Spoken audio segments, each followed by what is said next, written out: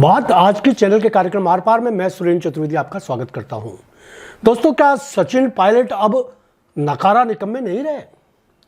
प्रदेश कांग्रेस में अब अशोक गहलोत के समर्थक असमंजस में हैं। ऐसे विधायक जिनके सर पर गहलोत का हाथ माना जाता था, उनको दिल्ली के तेवर समझ में तो आ रहे हैं, मगर उनको अपने नेता अशोक गहलोत की निष्क्रियता समझ में नहीं आ रही। बीमारी के बाद उनकी सियासती रफ्तार इतनी तेजी से कम हुई है कि लग ही नहीं रहा कि वह रिले रेस में शामिल भी हैं या नहीं। उधर सचिन पायलट के हौसलों की उड़ान 7वें आसमान पर है। जम्मू कश्मीर में होने वाले चुनावों के लिए उनको पार्टी ने स्टार प्रचारक बनाकर यह तो साफ कर दिया है कि राजस्थान में किसी भी नेता में उनके जितना देशव्यापी आकर्षण नहीं। राजस्थान के एक भी नेता, यहां तक कि अशोक गहलोत से भी हाईकमान ने भूमिका नहीं पूछी है। कहने को प्रदेश में सचिन पायलट सीधे तौर पर किसी पद से नहीं जुड़े हैं, मगर पार्टी उन पर पूरा विश्वास जाहिर कर चुकी है। गहलोत के धुर विरोधी माने जाने वाले मदेरणा परिवार की लाडली दिव्या मदेरणा को राष्ट्रीय कांग्रेस का पदाधिकारी बनाना अपने आप में यह दर्शा रहा है कि गहलोत की पकड़ हाईकमान के लिए ढीली पड़ चुकी है। पिछले लोकसभा चुनाव में वह पूरी ताकत लगाने के बाद भी अपने पुत्र रत्न वैभव को जिता नहीं पाए।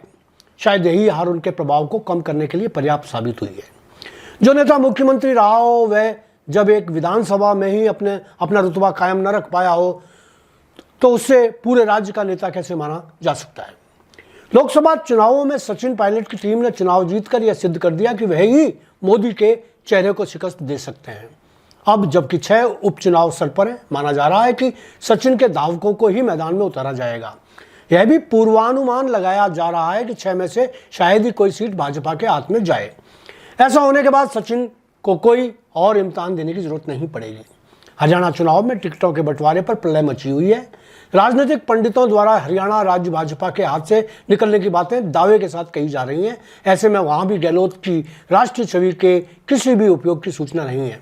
हाँ, सचिन जरूर वहां भी स्टार प्रचारक की भूमिका अदा करेंगे। सचिन गुर्जर नेता हैं और उनके कद का अन्य कोई नेता फिलहाल सामने नहीं है। धीरज गुर्जर को भी सचिन साइडलाइन कर चुके हैं। अशोक गहलोत के अनुमान प्रदेश अध्यक्ष गोविंद सिंह डोटासरा यद्यपि अध्यक्ष के नाते प्रभावशाली जरूर है और उपचुनावों तक उनको हटाना संभव नहीं लग रहा, मगर यह तय है कि उपचुनावों के बाद पार्टी उनका उपयोग और कहीं करेगी। ऐसे में नया अध्यक्ष सचिन पायलट या उनका कोई नजदीकी नेता बनाया जा सकता है। अशोक गहलोत उम्र के लिहाज से भी अब उतने ऊर्जावान नहीं रहे। बीमारी ने उनको खोखला कर दिया है। यह बात उनके अलावा पूरा राज्य समझ रहा है। सचिन उनकी नज़र में कल तक नकारा, निकम्मे और रगड़ाई में कच्चे थे, मगर अब हो सकता है उनके विचार बदल गए हों। गहलोत निश्चित रूप से सियासती जादूगर हैं। हारी बाजी को बदलने वाले सेनापति भी हैं। संगठन पर उनकी मजबूत पकड़ भी रही है। आम कार्यकर्ताओं में उनकी पैठ भी है, मगर पिछले 1 साल में न जाने क्यों उनका सम्मान फीका पड़ चुका है। दूसरी तरफ सचिन की लोकप्रियता का ग्राफ तेजी से बढ़ा है। कछुआ चाल से ही सही वह गहलोत को पीछे छोड़ चुके हैं।